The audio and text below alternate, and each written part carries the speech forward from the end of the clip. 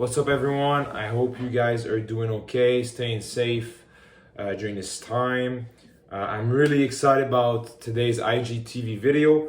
I wanted to return on one of my last posts about sleeping tips that I've been given from Dr. Matthew Walker, who's well known within the sleep community. He's what you call basically like a sleep scientist, and he's considered one of the main sleep experts on the planet. And before I get into the video talking about some of the sleeping tips I've discussed last week, in addition to two more additional hygiene sleeping tips I'll be giving today, I want to say that all of the tips that I've learned, all of the tricks to improve and enhance your sleep, I've learned them from Dr. Walker's book, Why We Sleep. And I strongly recommend it for anyone who's trying to learn a bit more about sleep. I mean, not a bit, a lot more about sleep. I've read about 3-4 chapters of this book, and I'm actually amazed from the information I've received so far. I've learned a lot from this book, but also from the Peter Attia podcast on Spotify. The podcast is called The Drive. If you're interested, shoot me a text or a message on Instagram. It'd be my pleasure to send you the link. So I want to give these guys some credit before I talk about some of their advice that I'm kind of like just bouncing to you guys. So if you look at one of my recent posts, I talk about some of the sleeping tips. I wanted to go in a little bit more depth about them, in addition of adding 2 extra more. So the first one, they talk about regularity, right? So in anything we do in life, whenever it's regular, whenever it's consistent, our body gets comfortable, and it's a lot easier to get things done, right? So sleeping regularity, it's about finding ways to go to bed at the same time and to get up at the same time. So what we like to do though is on the weekend, we like to go to bed later, wake up later, so on and so forth. We do that for Friday night, we do that for Saturday night. This is what we call social jet lag. We change our sleeping habits for a social lifestyle. Right now it's a bit reduced because of COVID, but still, we still like to go to bed a bit later. You know, we watch a movie or stuff like that. But this social jet lag behavior has a big impact on our sleep, because it's basically if you would go from Montreal to LA. Okay, you're changing your sleeping habits by 2 hours, and then on Sunday night, you're trying to go back to your regular schedule, being in bed at 10 and getting up at 6. So it makes no sense. And for the brain, it's extremely hard to adapt to that weekend in, weekend out. So you want to limit that perhaps within the weekend to maybe 1 additional hour instead of going 3, 4, 5, and so on. The second tip that I gave was falling asleep in a cold room. Okay, they found out that your body temperature drops when you fall asleep by 2 to 3 degrees. Okay, so if you're feeling a bit more cold-ish when you go to bed, it's gonna have an impact on your overall sleep, because your temperature is already dropping technically. So it's gonna just help you fall asleep a bit quicker. Okay, so that's a trick that we can't forget. The other one is getting exposure to darkness. Getting exposure to darkness, we're what we call a sleep-deprived society. There's lights all around us, right? My office is lighting up. There's actually a light here that I forgot to turn on, right? This is done, right? There's another light right here. Okay, so we want to get exposed to more darkness. Okay, so you're trying to having some dim lights, less exposure to your phone. If there's a light on, it doesn't need to be on, turn it off.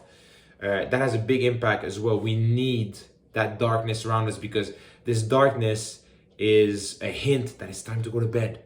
Okay.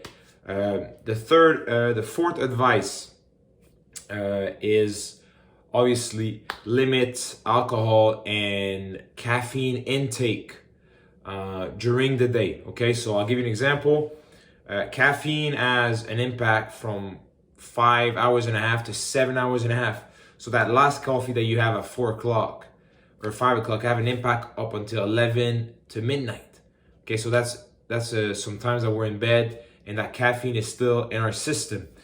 We all have that limit to ourselves. So this trick is more relative to each individual, but we still have to take care of it and handle it the right way.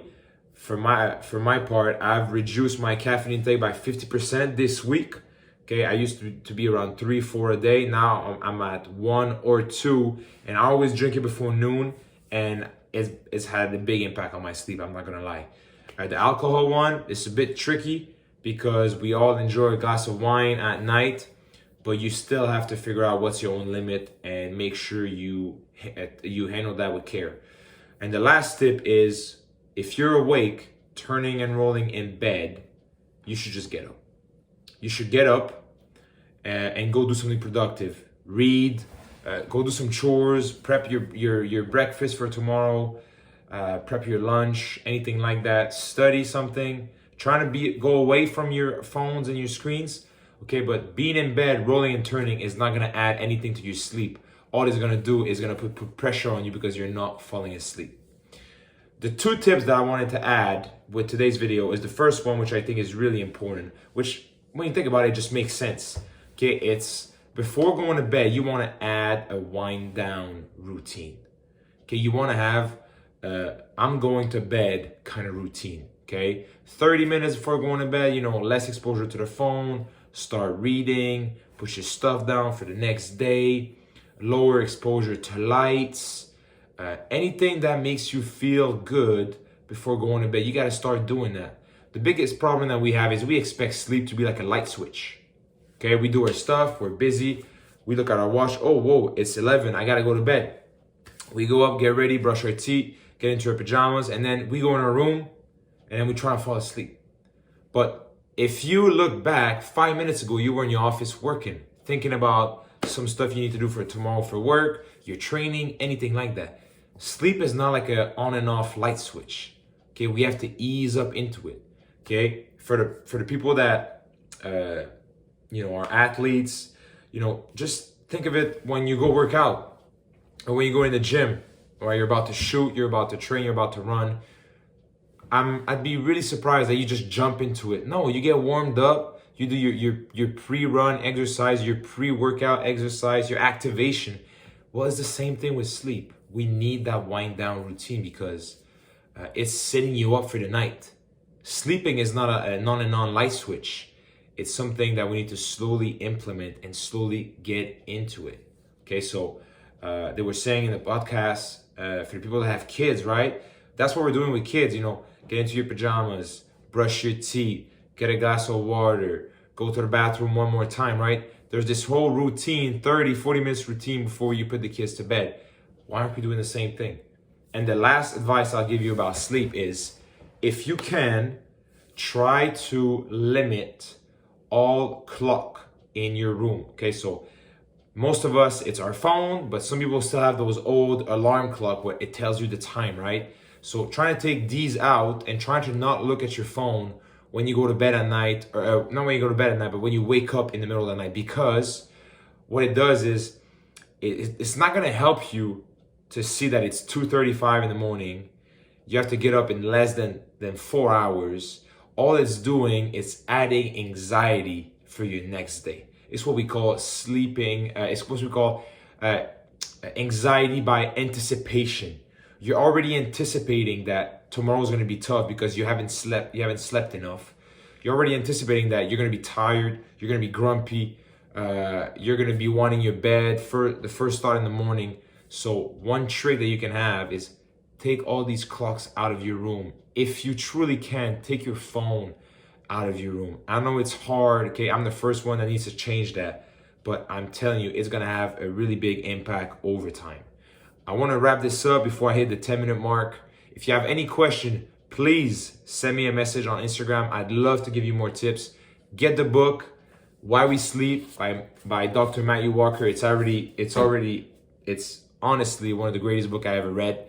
And please don't forget, sleep is within the 1% better every day. So let's not forget, let's get 1% better every day.